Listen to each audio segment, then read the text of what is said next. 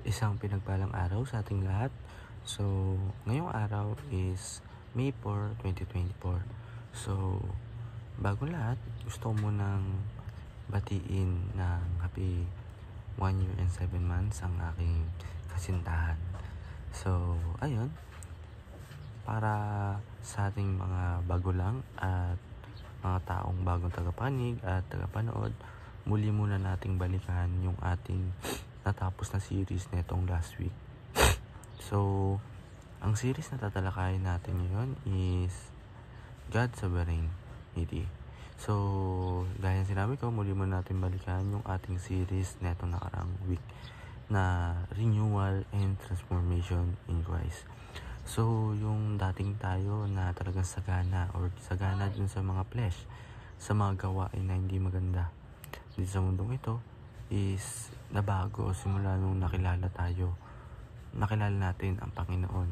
Ayun nga, kaya renewal and na-transform tayo simula nung nakikristo na tayo. So, yung series na tinatalakay natin ngayong araw ay God's Sovereignty.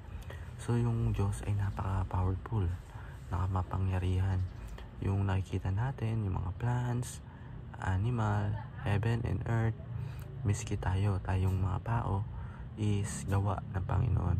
Ngayon, ka-powerful ng Panginoon na lahat ng gusto natin or lahat ng nangyayari natin is kagawa ng Panginoon. Yung iba naman mas magawa ng devil yan, pero lahat ng mabuti sa atin na napaka-powerful na pagpapasalamat natin is mula sa Panginoon yan. So, ayun, ang series na tinakay natin yun. So, alam ko, ito ng last na tatalakayin natin series na yun at bukas meron ng panibago. So, ang Bible verse na tatalakayin natin ngayong araw ay Acts chapter 4 verse 27 to 28. Ang sabi dito, "You intended to have me, but God intended for God to accomplish what is now being done, that saving of many lives." So, ayun, is papyaw lang sa isang verse, pero ito talaga ang verse natin.